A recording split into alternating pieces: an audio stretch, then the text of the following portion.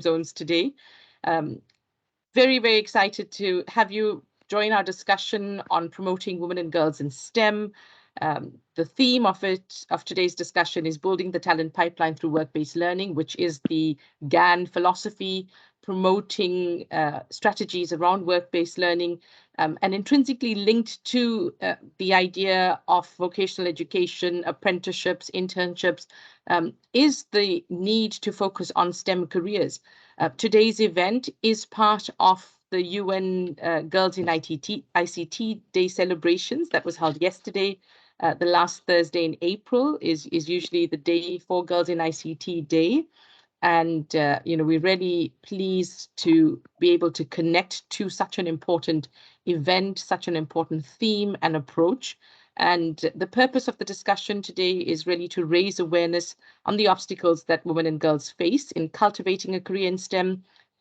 Use today's chat to highlight work-based learning solutions that GAN members are driving and that our partners are working on to encourage the uptake of these kinds of strategies, particularly in terms of work-based learning in STEM fields. And I think we want to use the platform to also share what our members and partners are doing. There's work being done on the specific policy landscape, private sector strategies that are being really deliberately introduced to address the barriers, to lower these barriers to entry that women all over the world experience, and that young girls experience from a really young age. So, we want active participation. We want to hear from you. So please put your questions into the chat. We'll try to get to them during the course of the webinar, or else we'll respond post the event. And I think it's going to be an opportunity to learn from many of our tech-based companies who are pushing boundaries in terms of innovation, in terms of strategies, not just in terms of the hard skills in STEM careers, but also around recruitment strategies, HR strategies. I think it's going to be an opportunity to do lots of good peer-to-peer exchanges. We know this is the fastest growing sector widely. Science, technology, engineering is a sector that is seeing these rapid changes driven by technology. We need to ensure that young girls and women are equipped with the digital confidence and the skills necessary to actively engage in an inclusive future of work. And work-based learning and apprenticeship opportunities are powerful tools to attract more women and girls in these fields. These are skills that are needed in almost every industry. It's not just the ICT sector that needs these skills. Whether you're in pharmaceuticals, in beauty, in manufacturing, retail, services, ICT skills are going to be needed and are cross-cutting. And importantly, we want to break down the glass ceilings that women and girls need to advance, but also their glass walls that we need to break down. There are certain assumptions that people make around the kinds of jobs that women can do. So there are those jobs where women tend to be stuck, or honed in. HR is a good example. So how do we break down these walls that will allow colleagues working with us to look at different careers, to look at the IT team and say, well, you know what, I want to work there. I want a role in there. I think I have an aptitude, I have a knack, I have an interest. How do we nurture those skills? So really importantly, today's discussion is going to start the conversation and we'll build on from there. We're going to hear from Aliza Mohamedou, who heads the OECD Center for Skills. Aliza is going to share some content to frame the panel discussion that will follow, and then an amazing panel of women who will be sharing their wisdom with us in this next 90 minutes. And I'd like to start by having our speakers introduce themselves. So Aliza, let's go with you. Thank you very much, Nazreen, and thanks for being the one behind convening us and organizing this today. So I'm Aliza Mohamedou, and I'm the head of the Center for Skills at the OECD. Thank you, Pallavi. Hello, everyone. My name is Pallavi Verma, and I work at Accenture, and I'm one of my roles is I'm the executive sponsor for our apprenticeship program, which I'll be talking about a little bit today. Fantastic. Welcome, Naria. Hi, everyone. I'm Naria Lucia, and I look after our digital inclusion work within Microsoft, and specifically in the social impact arm with Philanthropies. And I'm really excited to be here amongst this fabulous panel and looking forward to learning and sharing and getting some brilliant ideas as well. Thank you. Safia? Hi, everybody. Such a pleasure to be on this panel today. My name is Safia Abji, based in Nairobi, Kenya. I am a founder of an organization here supporting economic inclusion and human potential. And my role today will be to bridge the divide between mentorship and well-being and the future of work. Wonderful. And hey, Kyeung, welcome last but not least. So please introduce yourself. Thank you. My name is Kyeung. I work as a technical officer at Skills and Employability branch at the ILO headquarters in Geneva.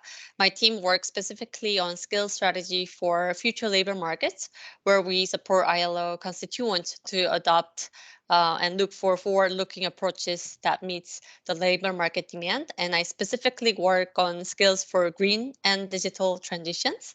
So it's a great pleasure for me to join this webinar. Thank you. Over to you.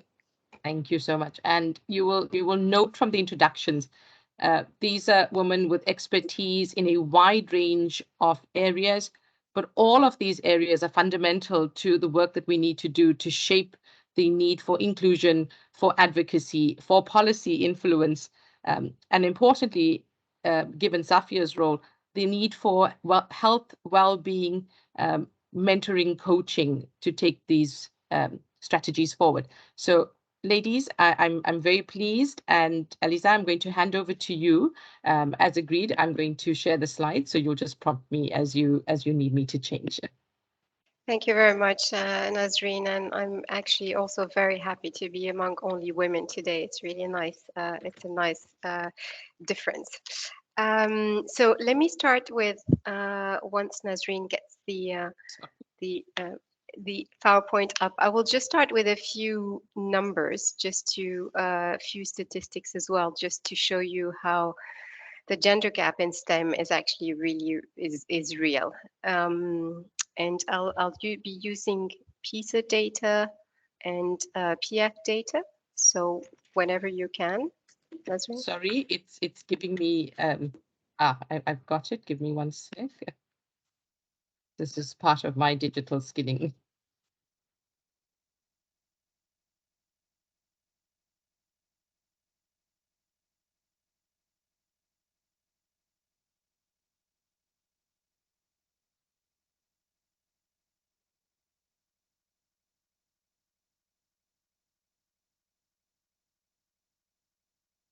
This presentation's not cooperating today, Eliza.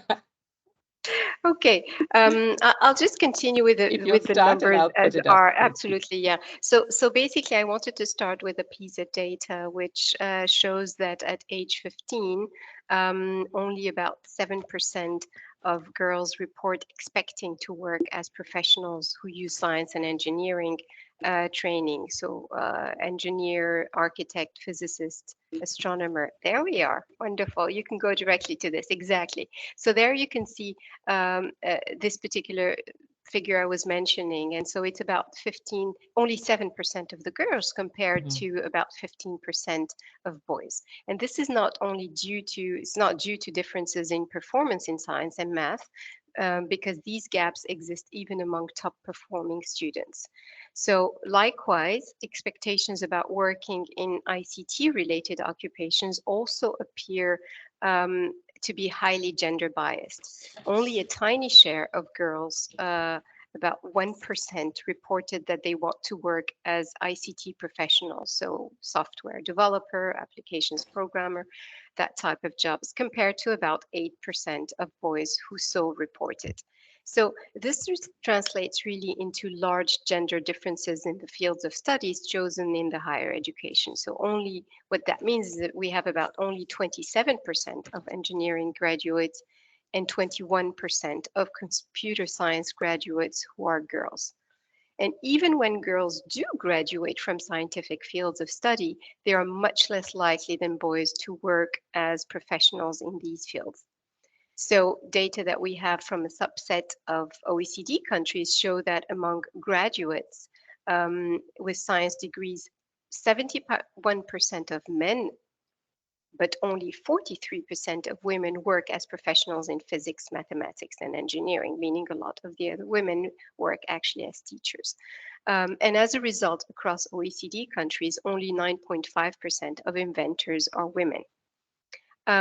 If we go to the next slide, and we look at particularly interesting for us in here is, of course, vocational education, and in particular, if we look there, we don't see a substantial gender gap in enrollment on average across OECD countries. Girls are only slightly underrepresented in upper secondary vet programs, accounting for 45% of all students. As at the short cycle tertiary level, they account on average for 52% of all learners. And differences between countries, of course, are substantial. And in some countries, girls or women are indeed underrepresented in vet. But in the next slide, you will see big gender differences when we look at the field of study in which male and female vet students enroll. So this chart shows for EU countries that male vet graduates are most likely to have studied engineering, manufacturing and construction, it's about 59%, when only 10% of the female vet graduates completed this field of study. And the most common fields of study for female vet graduates are social science, business and law, 35%, services, 23%, and health and welfare, 22%. So the fields in which female students are overrepresented often also have fewer opportunities for work-based learning. And in the next slide, when we look actually indeed at the EU data on the exposure to work experience during one's studies, we see that it's more likely for young male adults with a vet degree to have done apprenticeship than for female adults. This difference is quite substantial in some countries, exceeding more than 10 percentage points in countries like Austria, France, Ireland, and Denmark. Good news are that various countries have introduced initiatives to encourage and support apprenticeship for female students. Career guidance, for instance, can play a key role in breaking stereotypes. And I gave here the example of Canada, which is really interesting, exposing young female students to women in the trades. And some countries are also providing financial incentives to female apprenticeships or to employers taking on female apprentices. And here again is an example from Ireland providing a bursary that has recently been scaled actually to even more programs.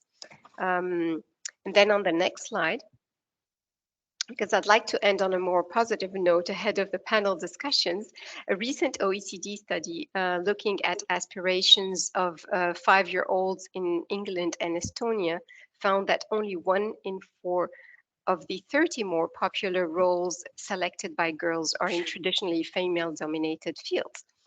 By contrast, more than 1 in 2 of the 30 more popular roles selected by boys are in traditionally male-dominated occupations. So basically, girls are more interested in jobs that are male-dominated, such as police officer and firefighter, than boys are in roles that are less traditional for men.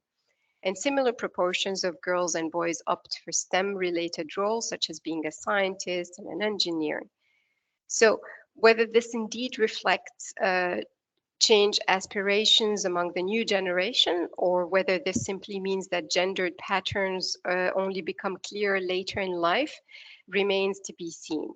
But children respond to the world they see, and while current gender roles are changing very slowly, we need to ensure children are aware of the diversity of roles that they can aspire to. And with that, I think there are no more slides. Yes, exactly. And with that, I'm glad that we have an esteemed panel to discuss this and more on the topic. And I'll start with you, Kyeung. So the ILO has published two important reports in last years, Skills for a Greener Future and Changing Demand for Skills in Digital Economies and Societies. So what are, in your views, the changing skills demand due to digitalization and technological changes as well as climate change? And perhaps you can provide a few of the global trends and overview. Thanks. Thank you, Eliza, for the question.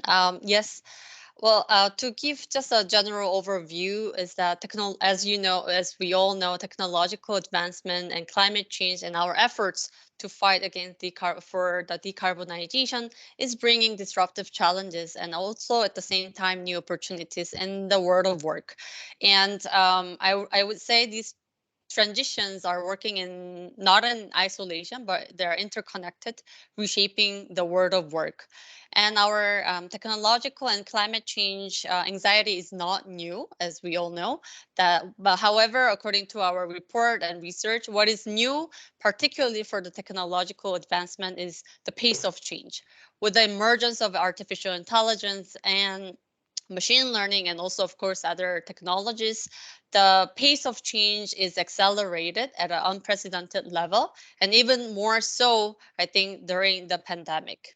And another important feature is penetration across all sectors, across all occupations, that digitalization is not specific to specific industries anymore, but it has become an important solution for survival. Therefore, there's an increasing demand for minimum digital skills in many occupations. And it is same for the green transition that minimum environmental awareness, environmental literacy is important in many occupations because climate change is not only concerning specific industry like energy sector, but it touches upon all the industries. And at the ILO, we see that potentially all the industries can be greened eventually. So with that context, it is quite complicated and difficult, I must say, to forecast and predict the total exact employment effects of those transitions.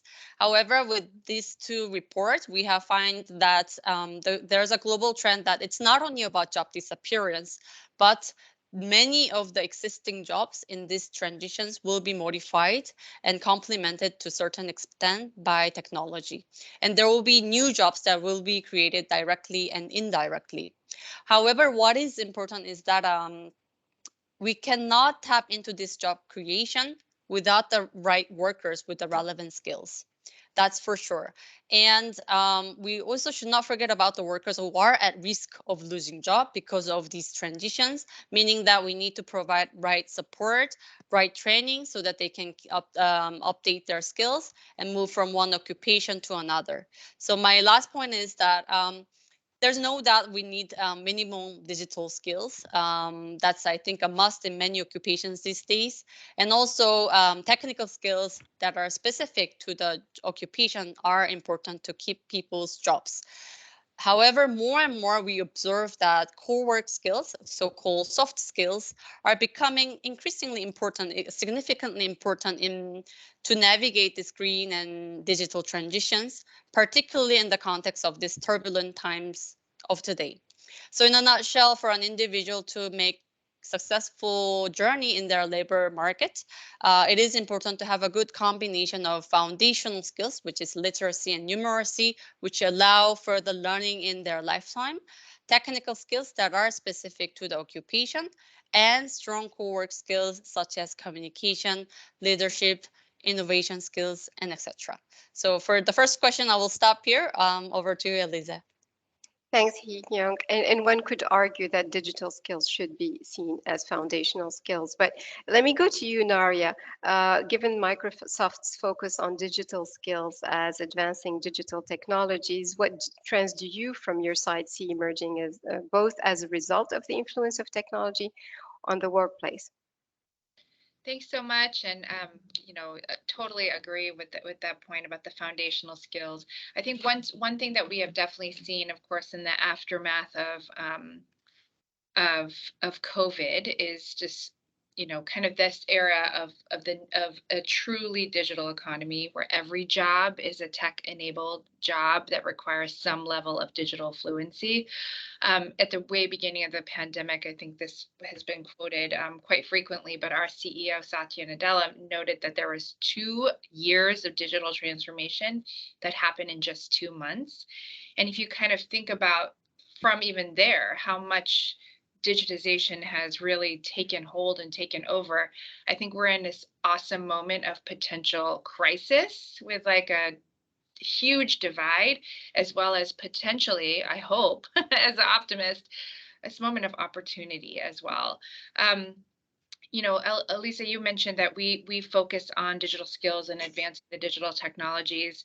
We have a portfolio, and our main kind of driver of investments is around skills for jobs, and specifically, how do we help people who are excluded currently, and that is very much inclusive of women, and help them to gain those critical digital, the foundational skills, the role-based skills, the technical skills, and then the ability to really show that they have those skills with the ultimate goal of a job and livelihood, because that is, at the end of the day, none of this, it will be for naught if that end result isn't in place.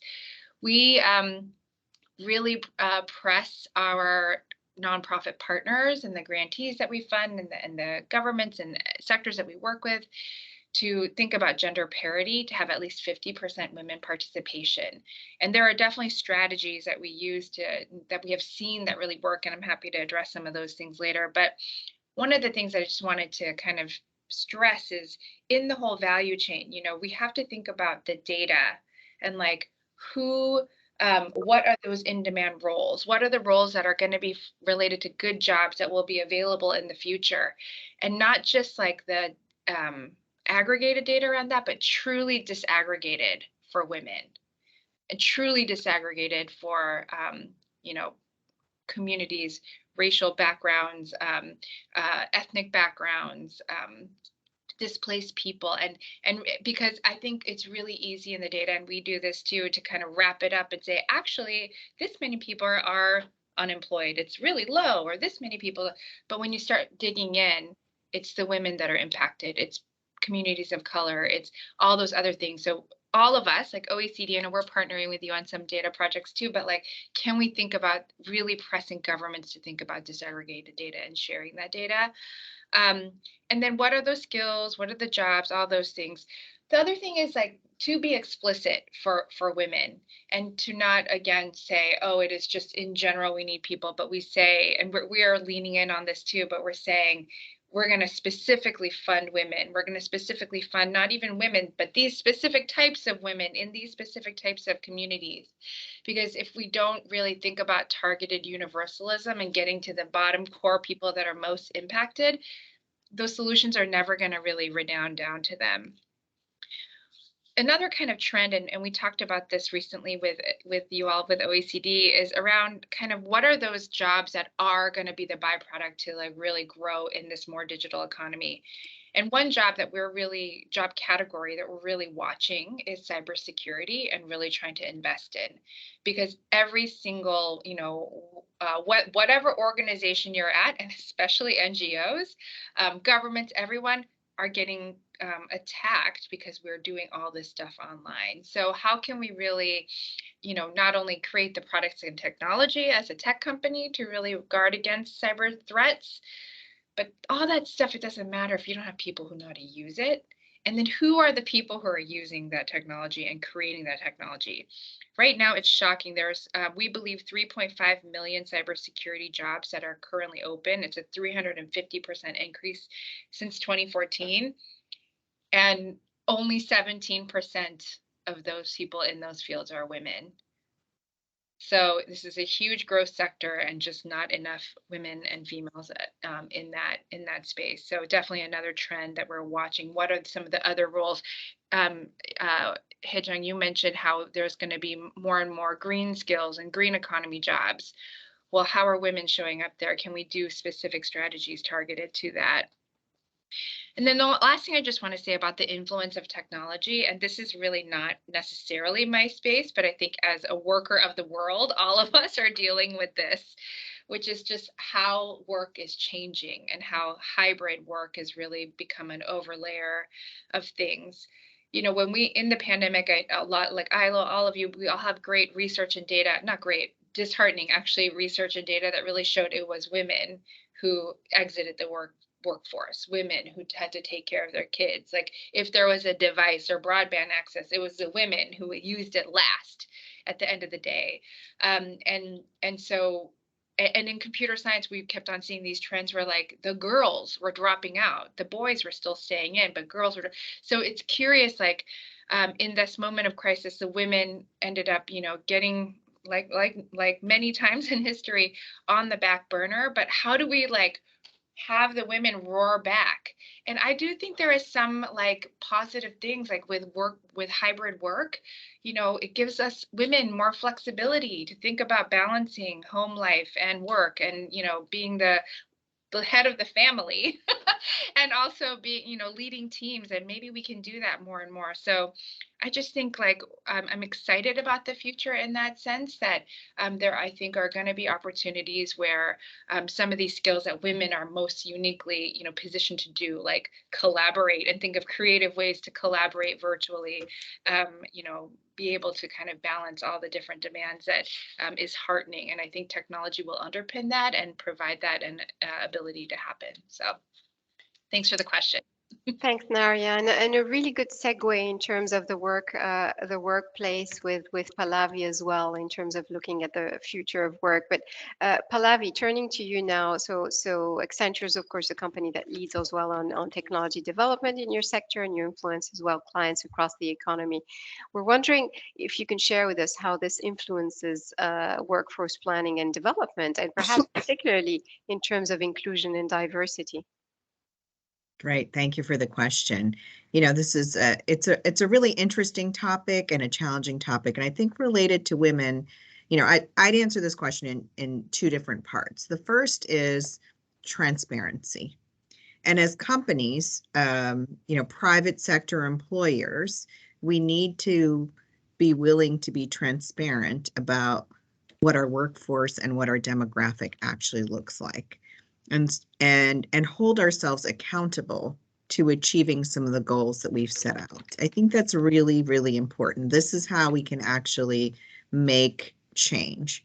So for example, we've set out a goal to have 50-50 women and men in our company by 2025. We are at 46% right now. And when you think about our workforce and a company like Accenture, which is very heavy technology, it's not all technology, but very heavy technology, to say that a largely technology company is at 50-50 for 700,000 employees across the world, it's a really impactful number. And so, you know, we went out and we report on the numbers every year now and hold ourselves accountable. And it's hard and it's difficult, but it forces us to make the right changes that we should make, particularly related to women. And then subsequently, we've looked at that and started to push out our numbers related to diversity as well. And then the second piece of it really is, well, okay, how do we create the right set of opportunities for the diverse workforce in particular? And one of the things that we have done fairly successfully in North America is create an apprentice program. Because what we recognize, and we're all in this war for talent, there are many people who recognize they need to pivot their careers into technology-related skills, because that's where we see the growth. So we created an apprentice program where we said we're actually going to care less about the college that somebody is graduating from, but really find the right characteristics of people who are really passionate about learning and doing new things, and give them the opportunity by apprenticing them for 6 months to a year, and then giving them an opportunity for a living wage job at the end of it, because jobs actually in the end are ultimately what matters. And so we started this with 5 people 5 years ago. We've scaled it to 1,200 people in the last 5 years. We've committed to saying that our 20% of our entry-level hires will come through our apprentice program. Our apprentices are largely the majority of our apprentices are diverse. So of African American or Hispanic American descent, which is very different than the rest of our Accenture population. And they've been incredibly successful. So the success has breeded success in the sense that, you know, the apprentices are smart, they're willing, they're capable, and they're loyal employees because they so much appreciate the opportunity to have had the opportunity, essentially. We had a young man who came to us in Boston, where I live, and said he reskilled himself because he recognized that he needed to get some, you know, build his career in technology, given the way the world is going. He's an African-American male. He went to a boot camp, got Java skills. He applied to 150 jobs and got 150 rejections. And we picked him up as an apprentice. He's been with us for 3 or 4 years, had several promotions in the process, incredibly successful individual. But it is about private sector employees really looking at themselves to say, how are we sourcing? How are we holding ourselves accountable? We actually looked at our job descriptions and reduced the 4-year degree requirement for 45% of our jobs. It's possible